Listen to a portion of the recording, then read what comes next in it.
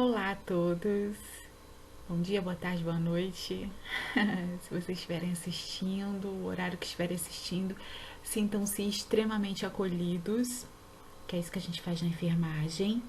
A gente acolhe e cuida. Como eu sempre pergunto para vocês, qual o verbo que define a enfermagem? Deixa nos comentários. Quem souber, qual é o verbo que define a enfermagem? Bom, hoje a gente vai falar de um assunto que às vezes incomoda, né?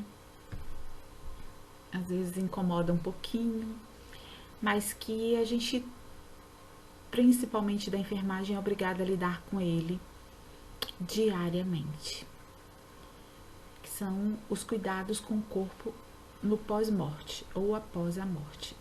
Mas antes da gente falar da técnica puramente, tá?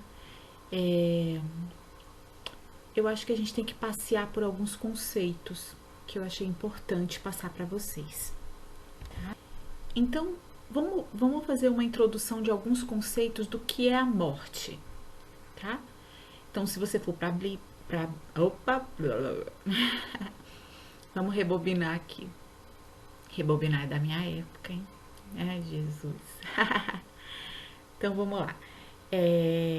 Se você for para a Bíblia, lá em Eclesiastes 12:7, você vai ter uma definição que fala: o pó volte à terra, como o era, e o espírito volte a Deus que o deu. Michaelis, em 2002, definiu a morte, o óbito, o falecimento ou passamento como termos que podem referir-se ao término da vida de um organismo, como ao estado desse organismo após um evento. Encontra outras definições, que a morte é a incapacidade de manter a homeostasia, ou seja, o equilíbrio homeostático do corpo, pela perda das funções e integridade celular, ou seja, quando os seus órgãos perdem a função, entram em falência e a célula já não está mais íntegra para realizar suas funções. E isso pode levar à necrose, se for localizado, ou à morte sistêmica. Quando eu falo em sistema, eu falo em todos os sistemas do corpo. Necrose é a morte celular ocorrida em um organismo vivo, tá? Havendo a reconstituição pelo próprio quando esse organismo se reconstitui. E a morte sistêmica ocorre da morte celular em cadeia, ou seja, não foi só uma célula que morreu, foram várias células. A necrose de todas as células, tá? E aí todos os sistemas entram numa disfunção. Isso é algumas definições bíblicas, algumas definições de alguns autores e a definição da ciência, tá? E aí a gente vai chegar no paciente terminal. O paciente terminal é aquele paciente cujas células estão entrando nessa necrose, né? E isso é diagnosticado pela equipe médica e eles sabem que o quadro é irreversível, né? Ou seja, o paciente não vai conseguir se restabelecer. Mas existem também alguns. Então, paciente terminal refere-se àquele que se apresenta no estágio avançado da doença, sem prognóstico de retrocesso, ou seja, o prognóstico dele é aquilo que a gente chama de prognóstico reservado. O que é o prognóstico? O prognóstico é você dizer para aquele paciente ou para a família dele a possibilidade ou não desse paciente se recuperar. Então, quando o prognóstico é ruim ou não tem retrocesso, ou seja, não pode voltar a ter saúde, né, ou ter cura, então você fala que esse paciente é um paciente estágio terminal. O paciente, portanto, perde as possibilidades de resgate às condições de saúde, ou seja, você não pode trazer esse paciente de volta a ter saúde. Ele caminha lentamente para uma morte previsível e inevitável. Óbvio. Cláudia, todos nós caminhamos para isso. Sim, caminhamos. Mas é diferente, um paciente terminal, as células dele estão se deteriorando bem mais rápido e, inclusive, os médicos, a equipe médica, às vezes prevê, dá um prazo para aquilo, devido à velocidade com que essas células estão se deteriorando. Tá? É diferente da gente, que embora estejamos caminhando todos para isso, óbvio, mas as células de algumas pessoas podem durar bem mais do que de outras, né? E a morte ser natural, mas lá com 100 e poucos anos, tá? Então caminha lentamente para uma morte previsível e inevitável, e a vida é suportada apenas por aparelhos elétricos e medicação. Respiradores, medicamentos que induzem a um aumento da frequência cardíaca, tá? Que estimulam o cérebro. Ainda afirma-se que a conceitualização do termo é flexível, ou seja, você conceituar paciente terminal tem várias maneiras de você fazer. Pois, embora o estado terminal seja reconhecível, não há limites que definem quando ele se inicia. Então, o médico ele faz uma previsão do início ou do término. Mas é óbvio que tem pacientes, às vezes o médico prevê, você vai morrer em 2 meses. Mas o paciente dura 2 anos, e aí? Depende de cada paciente. Mas é óbvio que ele está padecendo daquela patologia e está necessitando de medicamentos e está necessitando de aparelhos para a sua sobrevida. E quando o paciente se encontra nesse estágio, né, estágio terminal, muitas vezes o que a gente tem que fazer com esse paciente são os chamados cuidados paliativos.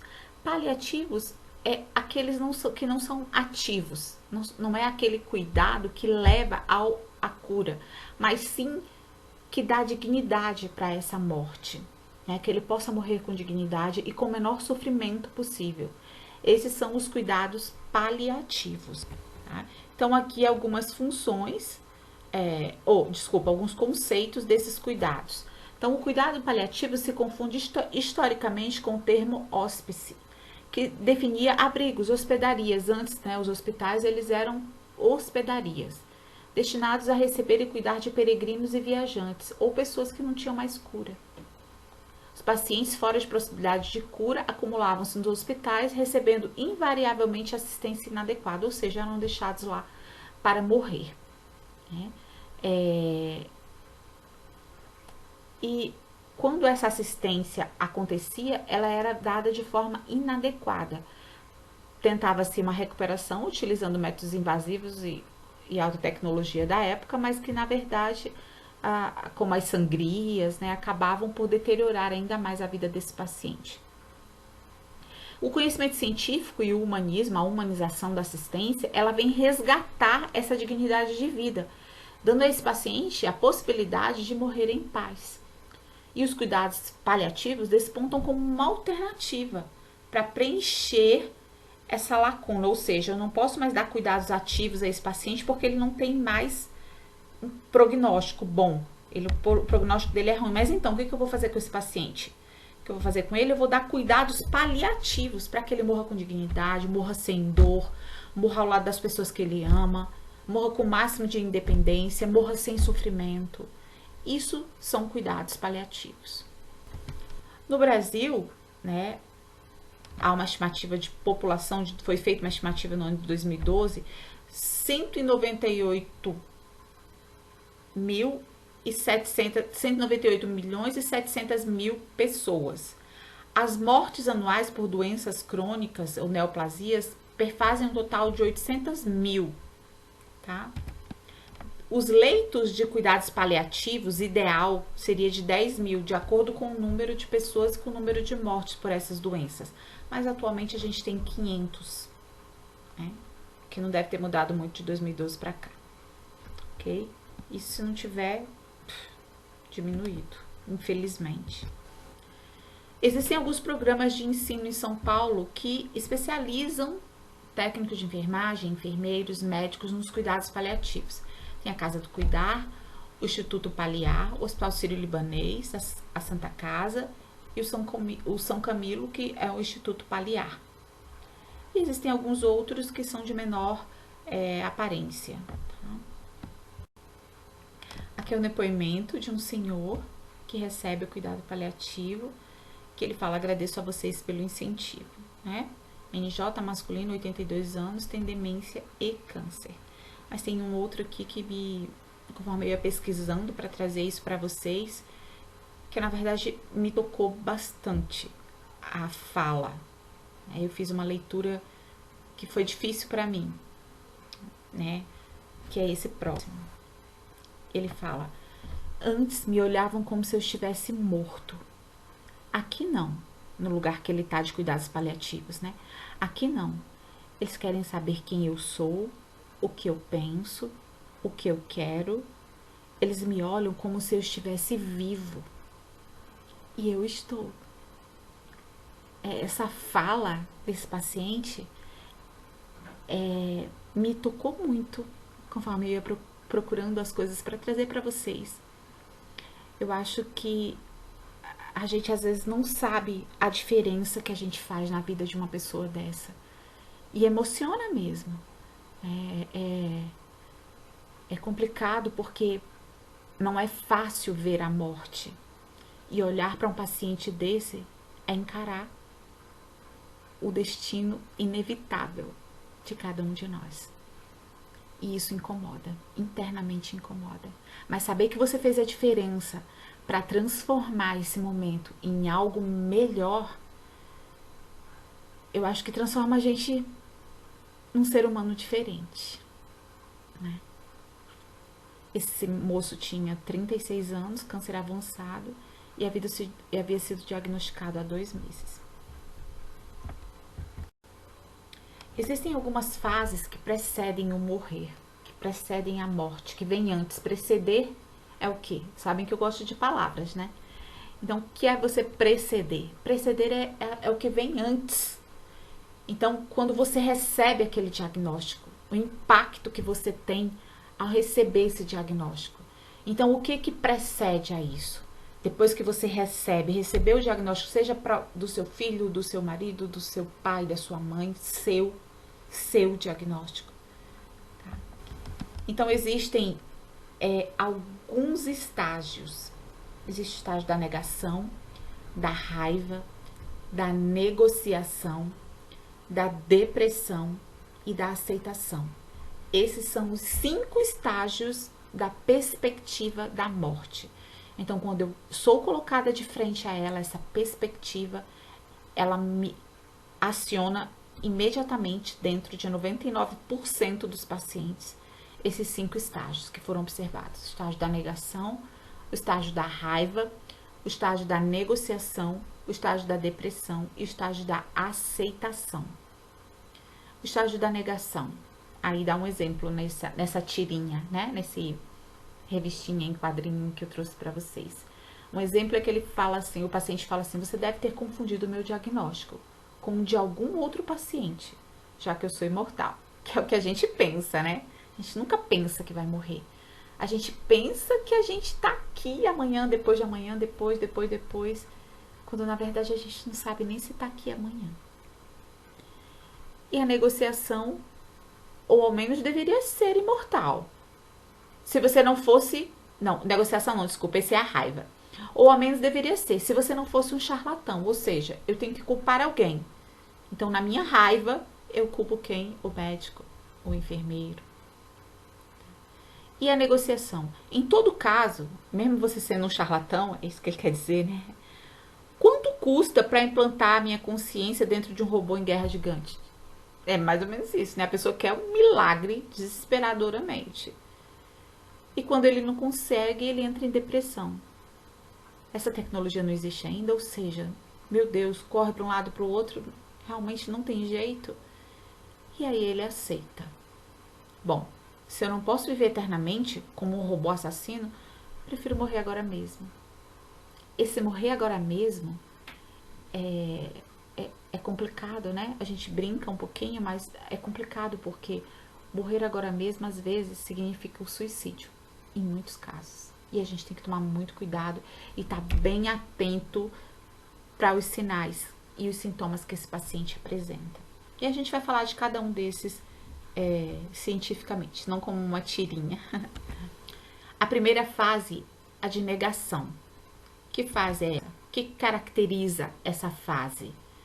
Tá? Então, é um mecanismo de defesa temporário, diante da morte. Então, é o primeiro impacto.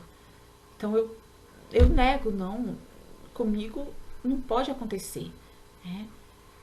A intensidade e a duração de eu negar aquilo em mim vai depender de como a própria pessoa sofre. e de como que as outras pessoas ao seu redor podem lidar com essa dor. Será que eu tenho que deixar um filho? Eu tenho que deixar alguém sozinho? Então essa negação, ela vai de acordo com o interior da pessoa, com a natureza dessa pessoa. Ela dura mais ou menos de acordo com como essa pessoa lidou com a vida inteira dela. Então, negação é a não aceitação da realidade, do que está ali na sua frente comprovado. Em geral, a negação e o isolamento não persistem por muito tempo. Tá? Ele logo entra na segunda fase, que é a segunda fase de raiva. Ela surge, essa raiva de Deus, raiva do médico, raiva do enfermeiro, raiva da minha família, raiva de mim, porque não larguei o cigarro na época que tinha que largar, né? Então, ela vem da impossibilidade de eu negar a realidade. E em tudo, essa pessoa, quando ela estiver nessa fase, ela vai hostilizar toda e qualquer pessoa.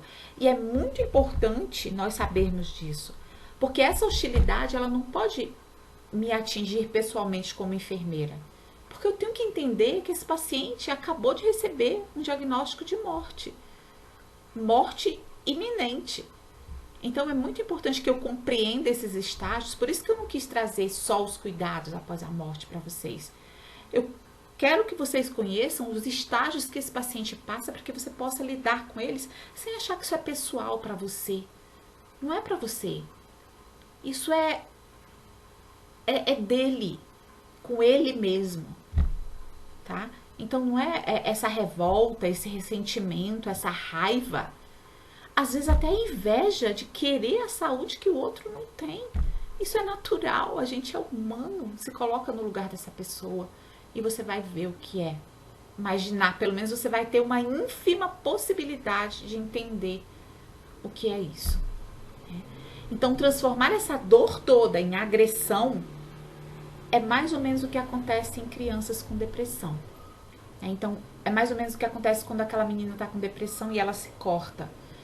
Dói tanto, que você agride as outras pessoas ou a si mesmo para evitar sentir aquela dor. Então, é importante nesse estágio que a gente compreenda que toda essa angústia, toda essa dor foi transformada em raiva, porque essa pessoa sente interrompida as suas atividades de vida pela doença, pela morbidade ou pela morte iminente. Então, como eu falei para vocês, é muito importante que vocês compreendam, tenham uma compreensão do que é esse momento. E não achem que aquela agressão toda é porque ele é mal educado, porque ele é grosso. É porque ele está numa fase difícil de até chegar a aceitar isso. Passada essa segunda fase, ele vai entrar numa fase de barganha, que é o desespero. Aquela negociação, são as promessas. Você começa a negociar tempo de vida. Né? E acontece após ela deixar a negação, deixar o isolamento, ela vai perceber que a raiva também não adiantou nada, porque não fez com que ela melhorasse. Então, ela começa a barganhar. E a maioria dessas negociações é feita com Deus, com santos, com qualquer coisa que a pessoa acredite, tá? Ela implora que Deus aceite aquilo que ela está oferecendo em troca de mais tempo de vida. Então, ele promete se dedicar mais à igreja, promete doar aos pobres, à caridade, ou promete deixar de beber, deixar de fumar. Na verdade, ele quer mais tempo de vida. Então, ele está barganhando com aquele ser superior. Nessa fase, o paciente ele se mantém mais sereno, ele se entrega à oração, ele fica mais dócil, óbvio. Como é que você vai barganhar com Deus e ao mesmo tempo hostilizar pessoas? Não tem como você fazer isso. Então, você se transforma num ser humano mais tranquilo. Mas isso não quer dizer que você esqueceu, não. Você está ali barganhando. E é um momento importante. É um momento que a gente tem que visualizar no paciente, e se ele precisar do mentor espiritual dele, do padre, do pastor, sei lá, de alguém do candomblé, você tem que ver no que ele acredita e não no que você acredita. A gente tem que tomar muito cuidado com isso, e eu peço que vocês tomem cuidado. Para não colocar a religião da gente, eu, Cláudia, enfermeira, eu tenho a minha religião. mas o meu paciente não pode, eu não posso guiá-lo pela minha religião. Porque ele não tá ele já tem a fé dele, que veio desde a infância, ou aquilo que ele acredita. Então é o que pode fazer com que ele se sinta mais, que sinta aquele momento de forma mais suave.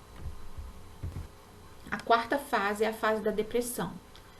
Quando ele, mesmo com toda a barganha, mesmo com tudo que ele fez, o diagnóstico não melhora, o prognóstico permanece ruim e ele continua passando mal, né?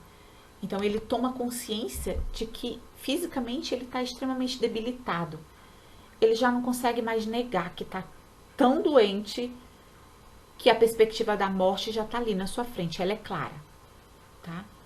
É óbvio que isso é uma atitude que veio de uma evolução, né? Então ele negou, né? Ele teve raiva, ele barganhou, nada disso resolveu. Então ele começa a se deprimir. Ele sente que vai perder, que essa batalha está perdida, né? Então ele entra num quadro clínico de desânimo, desinteresse, apatia, tristeza, choro. Então é uma fase que ele entra numa fase de depressão grande. Então nesse momento é muito importante psicólogos, psiquiatras, às vezes inclusive medicações, terapias de grupo, tá? Que possam ajudá-los a sair desse quadro. Até que ele entra na quinta fase, que é a fase de aceitação. Então nesse estágio, o paciente ele já não está mais desesperado e nem nega a sua realidade. É um momento de uma serenidade maior. É um momento em que ele finaliza as coisas dele. É aquele momento que é dado a ele para que ele finalize tudo que ele puder finalizar, para que não deixe nada inacabado, nada que ele não possa terminar, tá? Então, ele experimenta realmente esse processo da morte num clima de serenidade, tá?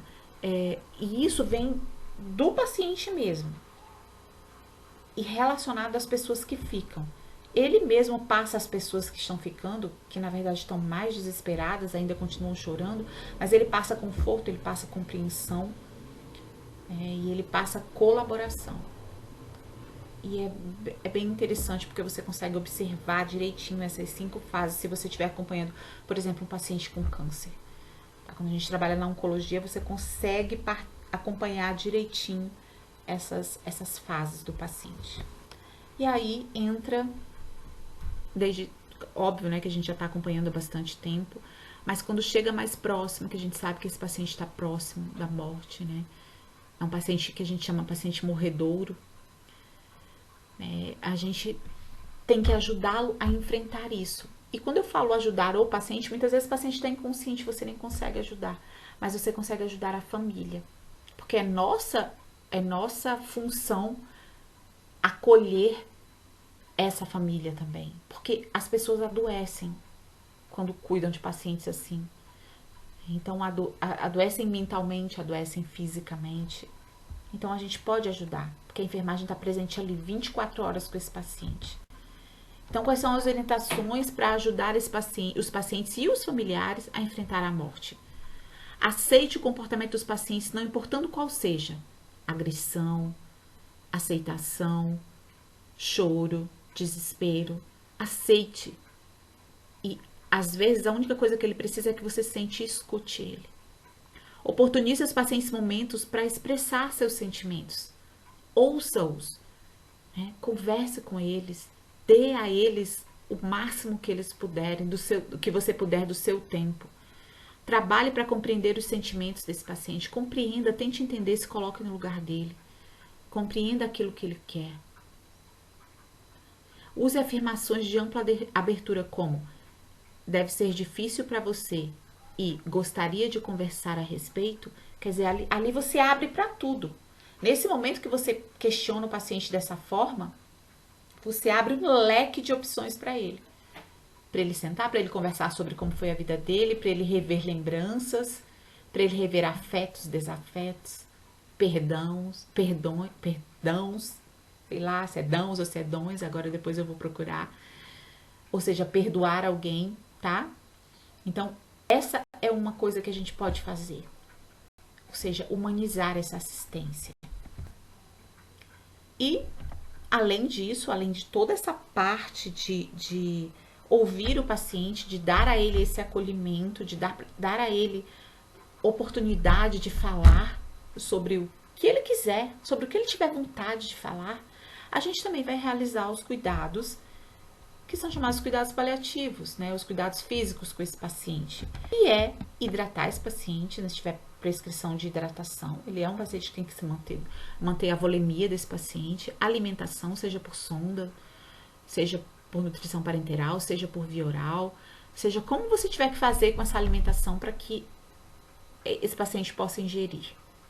Sempre observar as eliminações fisiológicas, diurese, evacuações, a higiene desse paciente, posições de conforto desse paciente, o conforto dele, tá? Conforto como não sentir dor, né? Estar bem higienizado. Isso é importante. Morrer com dignidade, estar limpo, estar bem apresentado, isso é importante para ele. Porque ele às vezes vai receber pessoas que viram ele de uma forma tão ativa, tão diferente. Então, às vezes, a gente coloca uma maquiagem, um brilhozinho no lábio para as mulheres, né? Então, isso é importante. Faz com que ela se sinta melhor. E também é importante que a gente compreenda algumas alterações fisiológicas desse paciente no pós-morte, para que a gente saiba lidar, saiba prestar os cuidados de uma forma, uma assistência mais qualificada. Então, as alterações nos pós-morte, né, que são observadas em um indivíduo onde houve a interrupção da vida, afeta diversos órgãos e tecidos vitais. Então, depois da morte, as alterações fisiológicas pós-morte é a parada das funções cardiorrespiratórias, a reflexia ou ausência de reflexo, que é a morte cerebral, e a inconsciência. Então, no pós-morte, o paciente vai apresentar esses fatores que levam esse corpo a não ter mais a vida. Ele apresenta depois um livor mortis, até umas 12 horas após, por isso que a gente tem que, logo após a morte, já preparar esse corpo, porque com umas 12 horas ele já apresenta aquela rigidez, né? Ele também apresenta o algor mortis, que é a frialdade, nele, como não tem mais sangue circulando, a temperatura desse paciente, óbvio, cai e ele assume a temperatura ambiente. O rigor mortis, que é a contração, a coagulação, todo o sangue coagula dentro dos vasos sanguíneos, né? Há um deslocamento, torção ou ruptura das vísceras, né? Óbvio que a gente não vai abrir, mas se for feito a anatomia, o anatomo patológico desse paciente tiver que abrir para fazer algum exame pós-morte, vai ver que há um deslocamento e há uma ruptura de muitas dessas vísceras. Devido à abertura dos esfíncteres, ao relaxamento desses esfíncteres, há um prolapso retal, então o reto sai pelo ânus, né? Devido ao relaxamento dos esfíncteres. A córnea fica opaca, perde seu brilho. As pupilas entram em midríase, que é midríase paralítica, não reagem à luz e ficam aumentadas, grandes. E aí, nesse momento, a gente tem que aproveitar, enquanto ele não entrou nesse rigor mortis, para preparar esse corpo, tá? E eu peço a vocês sempre que tenham muito respeito com esse corpo, que foi utilizado, que serviu de morada para um paciente, que serviu de morada para um espírito, né? Independente daquilo que você acredita, mas respeite esse corpo, porque é uma obra de Deus. E mesmo que você não acredite, mas respeite pela pessoa que esteve morando ali. Então, sempre, quando estiver preparando, evite brincadeiras, evite pilhérias, evite brincar. Então, respeite a morte. Isso é muito importante. Eu gostaria muito que vocês guardassem isso no coraçãozinho e na mente de vocês.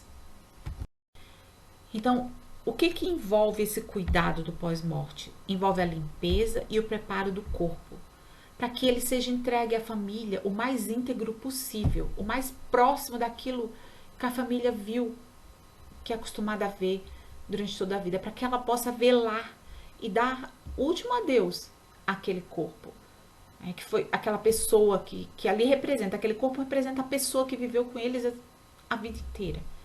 Então, a gente acaba realizando procedimentos que retardam ou disfarçam alguma alteração que o corpo teve depois da morte. Tá? Então, a gente arruma esse corpo de tal forma que ele possa ficar ajeitadinho, o melhor possível, para que essa família possa velá-lo. Então, a primeira coisa, a gente vai individualizar esse paciente, né, esse cliente, porque primeiro pelo respeito a esse corpo e depois porque às vezes ele está numa enfermaria junto com outros pacientes, ou então passam pessoas pela porta. Para que você vai expor isso? Né? Geralmente tem outros pacientes que estão numa condição de doença parecida com a que ele teve. Então, será que ele vai começar a pensar, meu Deus, será que sou eu o próximo? Então, para evitar esse problema, a gente puxa as cortinas em torno do leito, coloca biombos, individualiza esse paciente. Calça suas luvas, coloca o corpo em decúbito dorsal, com as costas, né, voltadas para a cama, com os braços estendidos do lado ou dobrados sobre o abdômen. Remove todo o equipamento médico, a gente tira todas as sondas, tira catéter, tira tubo, tá, curativos, sondas, etc. Abaixa as pálpebras, caso não estejam abaixadas. Eleva discretamente a altura da cabeça para poder você trabalhar, né? E as secreções, elas a serem ajudadas pela gravidade, né? Reponha ou mantenha dentaduras na boca, caso tenham sido tiradas. Higieniza o corpo, dá um banhozinho no leito lá. Realiza tamponamento das cavidades e orifícios, narinas, bocas, traqueostomia, vagina, ânus, tá? Fecha as ostomias, se ele tiver alguma abertura, fecha tudo. Aplica um ou mais forros higiênicos descartáveis entre as pernas e as nádegas. Então, você coloca lá uma fralda. Por quê? Porque esse paciente pode, ao longo daquelas próximas horas, devido ao relaxamento do esfíncter, evacuar, ter diurese. Tá? Prenda uma etiqueta de identificação no tornozelo ou no pulso, né? Conforme a rotina do serviço. Geralmente a gente coloca o nome do paciente, número do leito, a hora do óbito. Envolve o corpo em uma mortalha ou outro tipo de cobertura no corpo e cubra com um lençol. Geralmente, também antes disso, se a família trouxer, às vezes, a família, ela traz a roupa que ela gostaria que ele fosse enterrado. Então, se trouxer, não tem problema, a gente ajeita do mesmo jeito, tá? Fixa uma etiqueta na parte externa do corpo envolvido, né? Depois que você fizer todo o lacre lá com o tecido do hospital, você coloca lá uma etiquetazinha. Organiza toda a área próxima à cama, descarta o equipamento sujo, retira as luvas, lava as mãos, saia do quarto, fecha a porta ou transporte o corpo para o necrotério, tá? Depende aí vai depender do quê? Vai depender da organização da instituição que você trabalha. Lembre sempre de fazer um inventário, veja tudo que tem do paciente ali, coloca tudo num saquinho, entrega para a família, né? Ou então para a administração, para que eles enviem para a família. Notifique o pessoal da manutenção, se for o maqueiro que leva o corpo, tá? Organizar o prontuário, os exames do paciente e realiza a evolução de enfermagem. A gente tem que escrever lá todos os cuidados que a gente fez. Existem algumas coisas, eu coloquei aqui porque eu já vi acontecer, então para que vocês, se acontecer, vocês não perderem o jeito, não. A gente, quando tá trabalhando, às vezes, nós somos humanos, somos passíveis de erro, às vezes pode acontecer. Então, o que você vai fazer? Você não pode ficar vendido na hora, não. Então, caiu o corpo durante o transporte? Não pense, recoloca o corpo na maca e continua o seu caminho. Extravasamento de fluidos corporais, né? Você tamponou, mas mesmo assim saindo muitos fluidos, refaz o tamponamento, até que essa secreção pare. Identificou erradamente o corpo, porventura colocou um sobrenome que não é dele, refaz imediatamente a etiqueta de identificação e comunica ao superior. Nós somos passíveis de erro. Nós só temos que verificar tudo que a gente faz para ver se não houve esse erro, tá? Que isso vai demonstrar que você tem cuidado também. Então, não fiquem vendidos. Tomem a decisão. Aconteceu? Vai lá e toma uma decisão, ok? E a evolução de enfermagem, você vai mencionar as intercorrências e procedimentos realizados, né? Então, tudo que você fez, paciente, foi retirado tudo, juntou as coisazinhas dele, retirado tubos, feito tamponamento, envolvido, hora do óbito, encaminhado que horas para o necrotério, ok? Informar a hora da morte, informar a realização de exames que indicam que o paciente está morto, se foi feito o exame de morte cerebral, você vai descrever lá. Todos os cuidados que você fez com o corpo, o horário em que o corpo foi encaminhado para o necrotério, informar a emissão da DO, né, declaração de óbito, e encaminha lá para o IML, tá? Aí, aqui é uma brincadeirazinha, né? Depois disso tudo, tá? Existem algumas, do mesmo jeito que existem as fases que antecedem a aceitação da morte, existem as fases do estudo também. Tem aluno que se nega, relaxa e fala, nem é tanta coisa assim. Ou fica com raiva, por que eu não comecei a estudar mais cedo? Meu Deus do céu. Começa a negociar com Deus também, negocia com Deus. Aluno também negocia com Deus. Se eu ler uma página em 10 minutos, eu consigo ler 1932 páginas, tá morto, né? Depressão, começa a se desesperar e chorar, não vai dar tempo, manda mensagem para a professora 2 horas da manhã. Ou simplesmente, quer saber? Tô ferrado mesmo, vou dormir. Isso aqui são as fases que vocês passam. Vocês pensam que eu não conheço vocês? Certeza absoluta, tá? Enfim, gente, é isso. Muito obrigada. Se tiverem alguma pergunta, coloquem nos comentários no vídeo, que eu terei o maior prazer em respondê-los. Curta, compartilhe, se inscreva no canal, tá? E saibam que vocês têm em mim uma pessoa que pode ajudá-los e que quer ajudá-los, seja no que for que vocês precisem, tá?